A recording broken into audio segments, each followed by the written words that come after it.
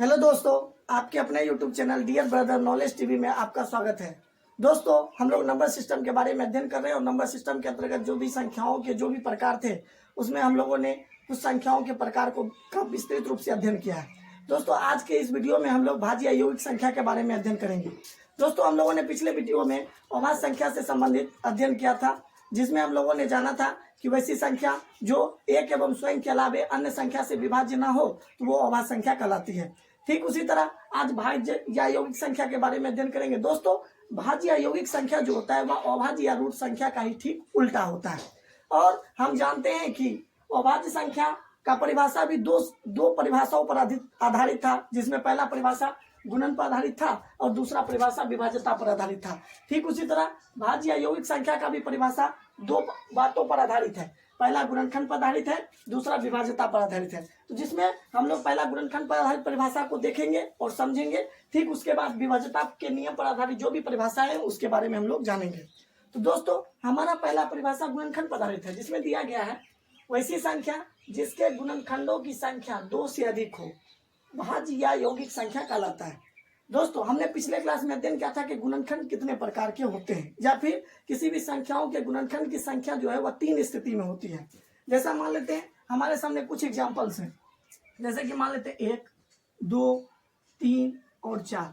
तो बताओ दोस्तों, 1 में केवल और केवल 1 से ही भाग लगेगी, 2 में 1 और 2 से ही भाग लगेगी, 3 में 1 और 3 से ही भाग लगेगी, जबकि 4 में 1, 2 और 4 इन सारी संख्याओं से भाग लगेगी। दोस्तों, हमने बताया कि 1 में केवल 1 से ही भाग लगेगी, इसलिए 1 जो है, यह जो 1 है यह इस 1 का गुणनखंड कहलाता है। दोस्तों, ठीक उसी तरह इस 2 में आप 1 और 2 ये दोनों संख्याएं से भाग लग सकती है, इसलिए 1 और 2 जो है वह 2 का गुणनखंड है। ठीक उसी तरह 1 और 3 जो है वह इस 3 का गुणनखंड है, जबकि दोस्तों 4 में 1 से, 2 से और 4 से भी भाग लगती है दोस्तों, इसलिए 1, 2 और 4 इस 4 का गुणनखंड हुआ। दोस्तों, तो यह परिभाषा इसी गुणनखंड पर आधारित है कि वैसी संख्या जिसके गुणनखंडों की संख्या 2 से अधिक हो।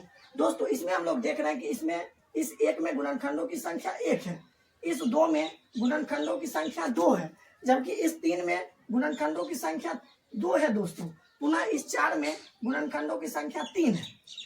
तो देख रहे हैं दोस्तों, जिसमें गुणनखंडों की संख्या 2 से अधिक होगी वही भाज्य या यौगिक संख्या कहलाएगी।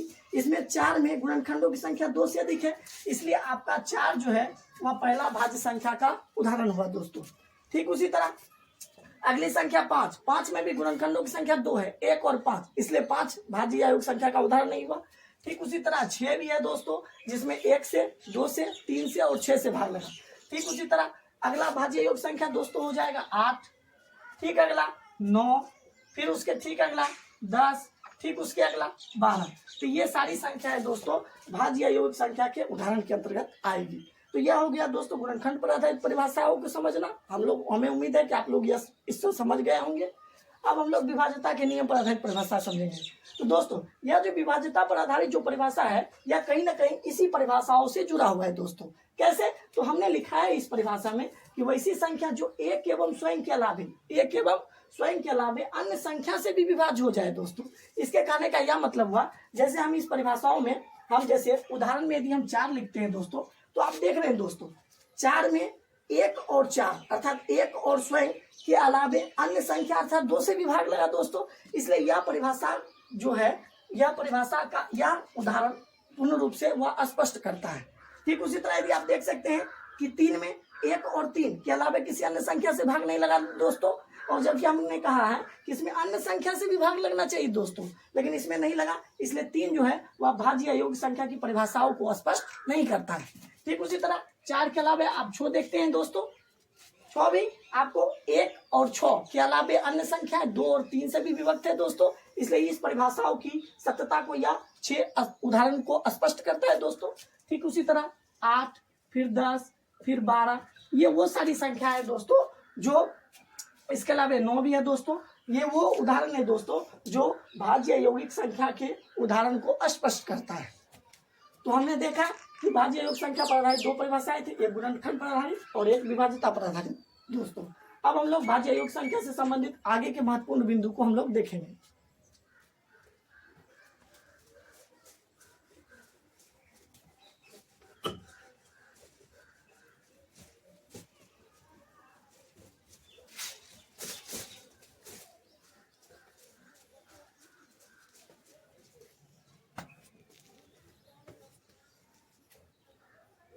महत्वपूर्ण बिंदु,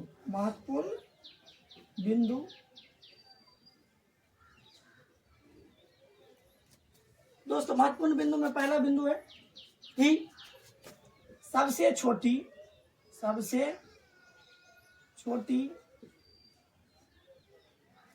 भाज्य संख्या, सबसे छोटी भाज्य संख्या 4 है। हमने उदाहरण देखा दोस्तों, जिसमें पहला था 4, दूसरा 6, ठीक उसी तरह आपको 8, फिर 9, 10, इसी प्रकार संख्याएं चलती गई दोस्तों। इसके अलावा हम इसी पर आधारित एक और बात लिख सकते हैं कि सबसे छोटी भाज्य संख्या तो 4 है ही, इसके अलावा यह 4 एक छोटी सम अभाज्य संख्या भी है। इसलिए हम यह भी कह सकते हैं दोस्तों कि सबसे छोटी सम भाज्य संख्या, सबसे छोटी सम भाज्य संख्या 4 है। दोस्तों हम देख रहे हैं 4 एक सम संख्या है, 6 भी सम है, 8 भी सम है, और ये तीनों भाज्य भी है दोस्तों। लेकिन 9 एक पहली संख्या है जो कि विषम होने के साथ साथ भाज्य भी है। इसलिए हम कह सकते हैं कि सबसे छोटी विषम भाज्य संख्या, सबसे छोटी विषम भाज्य संख्या 9 है। सबसे छोटी विषम भाज्य संख्या 9 है।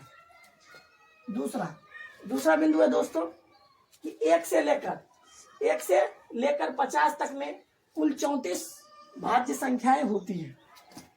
1 से 50 तक में कुल 34 भाज्य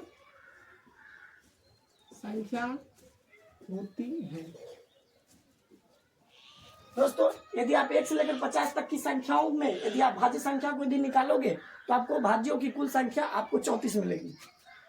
इसके अलावा इसी से संबंधित दूसरा पॉइंट हम कह सकते हैं कि पुनः 1 से लेकर 100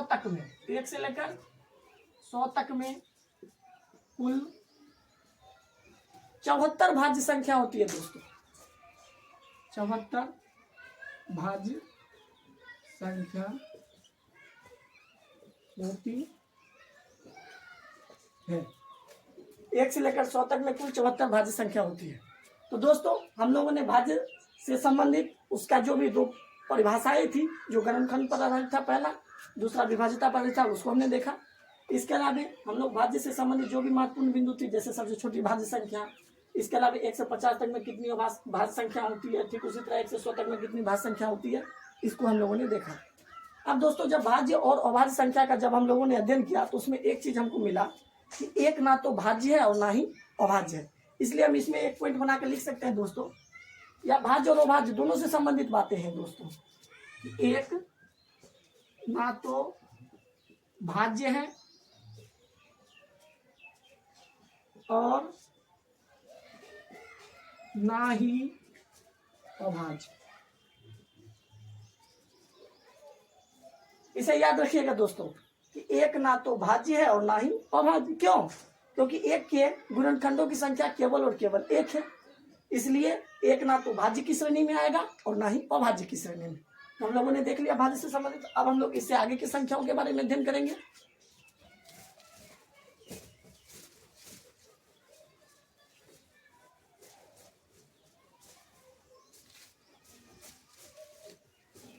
दोस्तों हमारा अगला संख्या अभाज्य संख्या,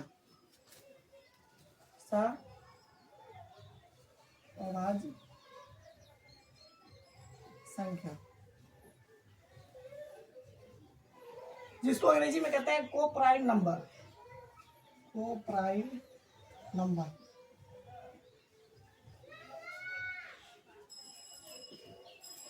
दोस्तों को-प्राइम नंबर का परिभाषा है दो संख्याएं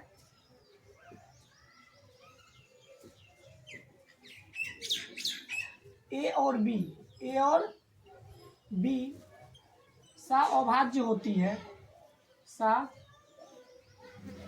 अभाज्य होती है यदि ए और बी का मौसम, ए और बी का मौसम एक हो, ए और बी का मौसम एक हो तो वो संख्या सह-अभाज्य कहलाती है दोस्तों। जैसा कि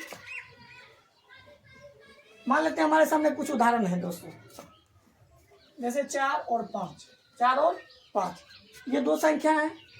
आप 4 को आप ए के द्वारा सूचित कर सकते हो, 5 को आप बी के द्वारा सूचित कर सकते हो, अर्थात ए और बी दो संख्या है 4 और 5 के रूप में दी हुई है दोस्तों। तो हमने परिभाषा बताया है, यदि कोई दो संख्याएं हो ए और बी जैसा कि दिया गया है तो वो सह-अभाज्य तब होती है दोस्तों जब उन दोनों संख्याओं का मौसो आपको एक प्राप्त हो, उन दोनों संख्याओं का मौसो आपको एक प्राप्त हो दोस्तों। 4 और 5 का मौसो यदि आप एक प्राप्त करता हो, एक आता हो, तभी ये संख्या सह-अभाज्य होगी। जैसे कि देख सकते हैं हम लोग 4 और 5 का यदि हम मौसो निकालते हैं तो 4 इकाई 4, 1 4 बार 4। तो दोस्तों 4 और 5 का जब हमने मौसो निकाला तो आपको मौसो एक मिला, मौसो एक मिला दोस्तों। हम मौसो दो विधि से निकालते हैं, एक हुआ गुणनखंड विधि से और दूसरा भाग विधि से। तो ये भाग विधि से मौसो है। दूसरा यदि आप लोग, ये हुआ भाग विधि से। दूसरा यदि आप गुणनखंड विधि से निकालना चाहते हो दोस्तों तो 4 है ना दोस्तों, तो 4 को आप कितने छोटे छोटे टुकड़ों में गुना के रूप में बदल सकते हो दोस्तों। आप करिए 1 गुना 2 गुना 2 इस रूप में, ठीक उसी तरह 5 को आप 1 गुना 5 इस रूप में बदल सकते हो दोस्तों। इसमें से देखिए दोस्तों, हमने 4 को तोड़ा फिर 5 को तोड़ा, इसमें से कौन सी संख्या है जो दोनों में कॉमन मिल रही है दोस्तों? एक मिल रही है दोस्तों। इसलिए आपको 4 और 5 का जो मौसम मिला आपको दोस्तों एक मिला। तो हमने दोनों स्थिति में देखा, भाग विधि में भी मौसम हमको 4 और 5 का मौसम एक प्राप्त हुआ, गुणनखंड विधि में भी आपको 4 और 5 का मौसम आपको एक प्राप्त हुआ। इस प्रकार हम कह सकते हैं कि 4 और 5 का मौसम एक मिला, और जब मौसम दो संख्याओं का एक मिल जाएगा दोस्तों तो हम उसी को तो सह-अभाज्य संख्या कहेंगे दोस्तों।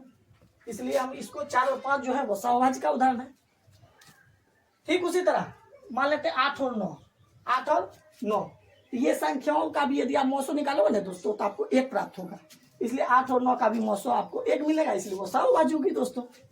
लेकिन यदि आप 4 और 6 का मौसम निकालोगे दोस्तों तो आपको एक नहीं मिलेगा। क्यों? तो देख सकते हैं हम दोस्तों 4 और 6, 4 इकाई 4 2 4 2 दूनी 4। यहाँ मौसम दोस्तों आपको 2 मिला, यहाँ मौसम दोस्तों आपको 2 मिला, और वैसी संख्या, वैसी दो संख्या जिसका मौसम यदि आपको 2 मिलता है तो वो संख्या है सह-अभाज्य नहीं कहलाती। इसलिए 4 और 6 जो है वह सह-अभाज्य नहीं है दोस्तों, नहीं है दोस्तों। इसलिए हम कह सकते हैं कि 4 और 5 ये सह-अभाज्य है, 8 और 9 भी सह-अभाज्य है, 4 और 6 सह-अभाज्य नहीं है।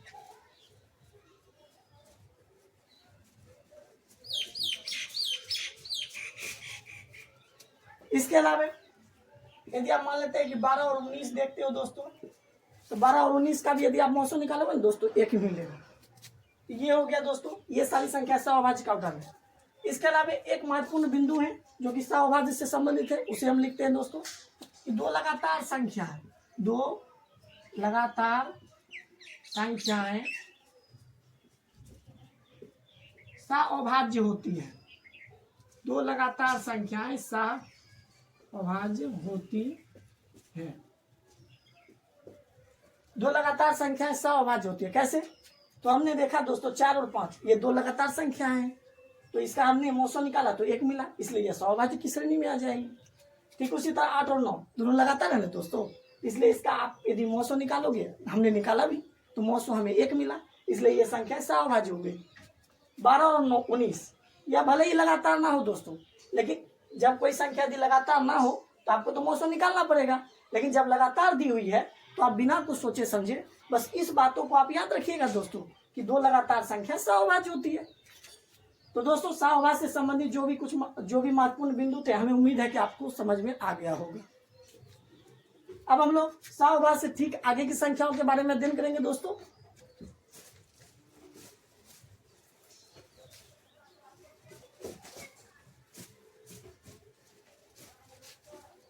अगला संख्या दोस्तों हमारा जुड़वा अभाज्य संख्या।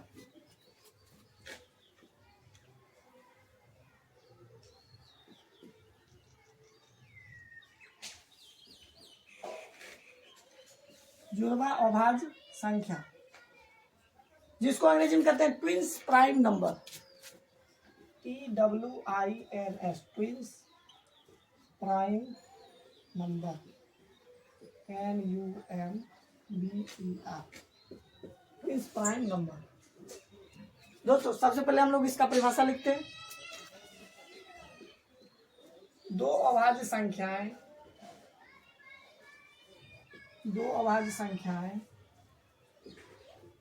अभाज्य, दो अभाज्य संख्याएं जुड़वा अभाज्य कहलाती है, जुड़वा अभाज्य कहलाती है यदि दोनों के बीच का अंतर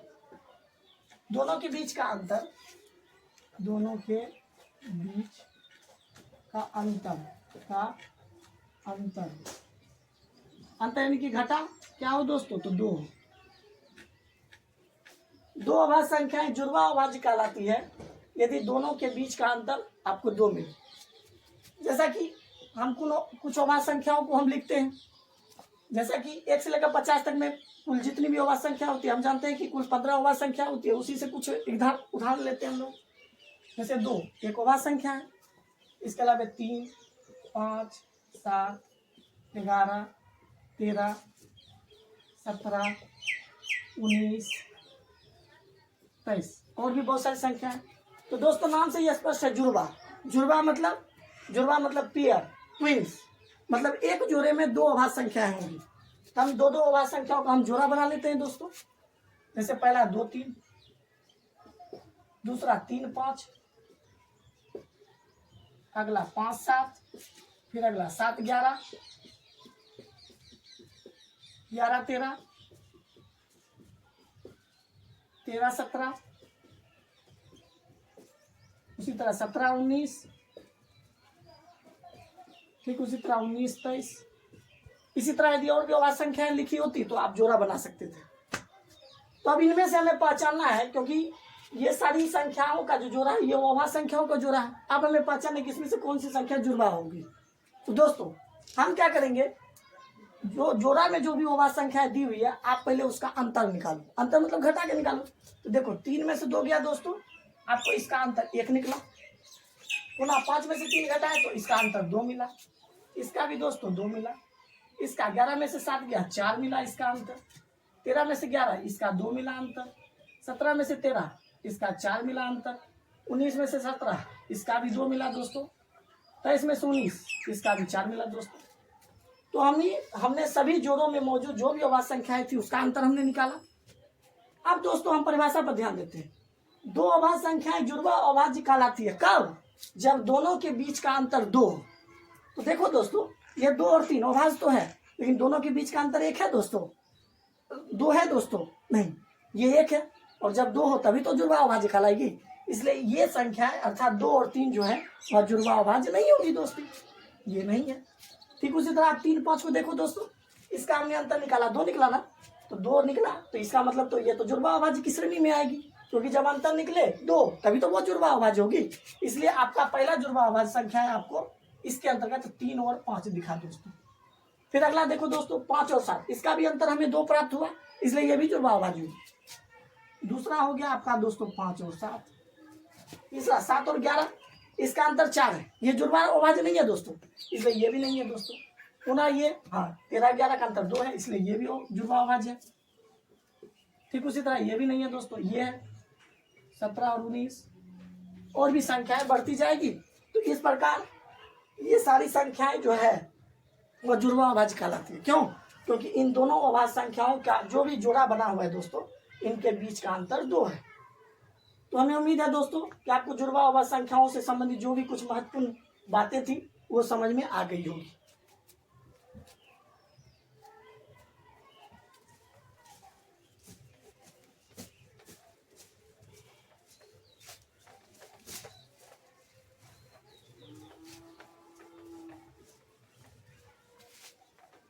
अब दोस्तों हम लोग जानेंगे पूर्णांक के बारे में।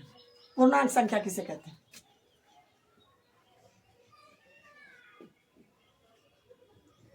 पूर्णांक संख्या पूर्णांक संख्या को इंग्लिश में कहते हैं integer number, INTEGER, integer number.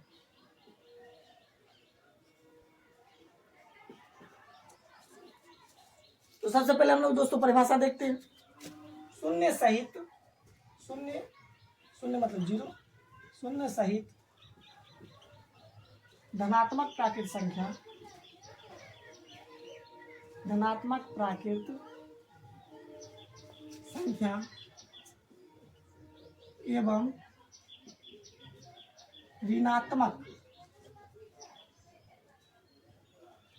प्राकृत संख्या के सम्मिलित रूप को, सम्मिलित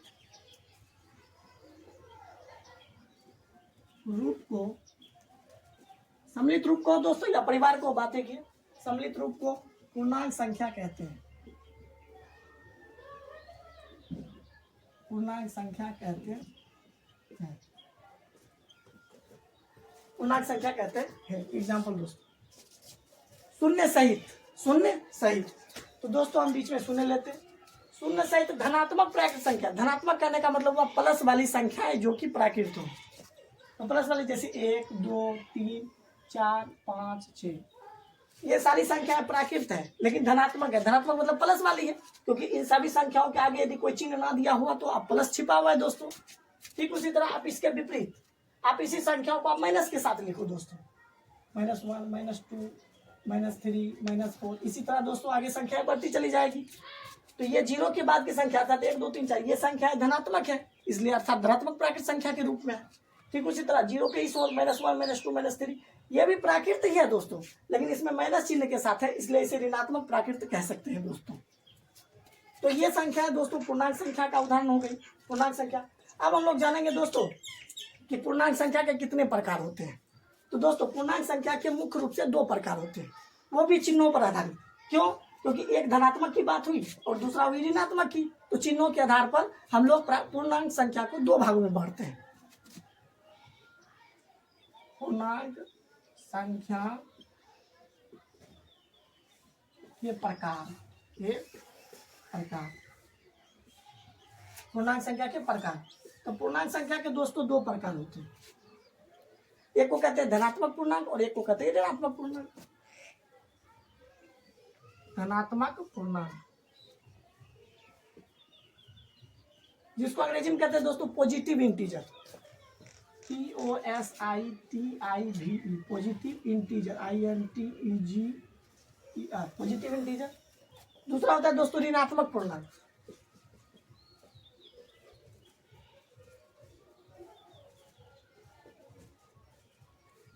negative integer, NEGATIVE, INTEGER, negative integer. तो धनात्मक पूर्णांक कहने का मतलब हुआ दोस्तों प्लस वाले जो भी संख्याएं होगी वो सारी धनात्मक पूर्णांक के अंतर्गत आएगी। ऋणात्मक पूर्णांक का मतलब हुआ दोस्तों माइनस वाली जितनी भी संख्याएं आएगी वो सभी ऋणात्मक पूर्णांक के अंतर्गत आएगी। जैसा कि आप इसमें कुछ एग्जांपल देख सकते हो दोस्तों, 1 2 3 4 इसी तरह संख्याएं बढ़ती जाएगी। ये सारी संख्याएं दोस्तों प्लस वाली चिन्ह है, प्लस चिन्ह के साथ है, इसलिए इस संख्याओं को हम लोग धनात्मक पूर्णांक संख्या कहते हैं। ठीक उसी तरह इसमें यही संख्या है दोस्तों, लेकिन इसमें यदि माइनस चिन्ह के द्वारा यदि हम दर्शावें तो ये सारी संख्या है दोस्तों माइनस चिन्ह के साथ है, अर्थात ऋण चिन्ह के साथ है, इसलिए ये सारी संख्या ऋणात्मक पूर्णांक के अंतर्गत आएगी। दोस्तों इसमें एक और बात बताना है कि जीरो से हम लोग जैसे जैसे दाईं ओर बढ़ते जाएंगे दोस्तों, जीरो से हम लोग जैसे जैसे दाईं ओर बढ़ते जाएंगे, जैसे जीरो को ले और ये दाईं ओर बढ़ते जाएंगे दोस्तों, अर्थात दाईं ओर ही ये दिशा, दाईं ओर जैसे जैसे बढ़ते जाएंगे संख्याओं का मान बढ़ता जाएगा दोस्तों। जिस प्रकार हम देख सकते हैं 0 के बाद 1 आया, 1 के बाद 2 आया, अर्थात मान बढ़ा ना दोस्तों। ठीक उसके प्रकार 2 के बाद 3 4 5 है, मतलब जैसे जैसे आगे बढ़ते जा रहे हैं संख्याओं का मान भी बढ़ता जा रहा है, इसलिए दाईं ओर जाने पर मान बढ़ेगा, बढ़ेगा को आप लोग ऊपर के इस तीर चिन्ह के द्वारा भी आप दर्शा सकते हो। ठीक उसी तरह आप पुनः अब उल्टा चलो दोस्तों, अब आप जीरो से आप जैसे जैसे बाईं ओर बढ़ते जाओगे दोस्तों, बाईं ओर यदि आप बढ़ते जाओगे दोस्तों, ये बाईं ओर जा रहे हैं दोस्तों, बाईं ओर, बाईं ओर, बाईं ओर जैसे जैसे आओगे दोस्तों जीरो से बाईं ओर, तो संख्या का मान आपको घटेगा, घटेगा, घटेगा मतलब नीचे तीर कर, घटने का मतलब क्या हुआ, जिस प्रकार अब -1 और -2 की यदि आप तुलना करो दोस्तों, तो -1 जो है वह -2 से बड़ा है, अर्थात -1 से छोटा मिला -2, फिर -2 से छोटा मिला -3, -3 से -4, अर्थात जैसे जैसे आप लोग बाईं ओर बढ़ते जाओगे तो संख्या का मान आपको घटता जाएगा। तो ये हुआ पूर्णांक से संबंध। अब दोस्तों आप यह सोच रहे होंगे कि जीरो के बाद वाली संख्याओं को तो आपने ऋणात्मक के अंतर्गत रख दिया, ठीक उसी तरह जीरो के दाईं ओर की संख्या को आपने धनात्मक के अंतर्गत रख दिया, तो आखिर अब जीरो को कहाँ रखेंगे दोस्तों? तो ये एक बात ध्यान रखिएगा दोस्तों, जीरो ना तो धनात्मक पूर्णांक है और ना ही ऋणात्मक पूर्णांक, अर्थात शून्य को ना ही हम लोग प्लस वाली संख्या कह सकते हैं और ना ही माइनस अर्थात ऋण वाली संख्या कह सकते हैं। तो इसमें ना तो प्लस का चिन्ह है ना ही माइनस का चिन्ह है। तो जब किसी संख्याओं में ना प्लस और ना ही माइनस का चिन्ह आपको दिखे तो उसको आप लोग उदासीन पूर्णांक कहोगे दोस्तों। उदासीन कहने का मतलब उदास है, ना प्लस वाली बात है ना माइनस वाली बात है, इसलिए वो उदासीन पूर्णांक हुआ। इसलिए हम जीरो के से संबंधित एक बात लिख सकते हैं दोस्तों कि शून्य, शून्य अर्थात जीरो एक उदासीन पूर्णांक है।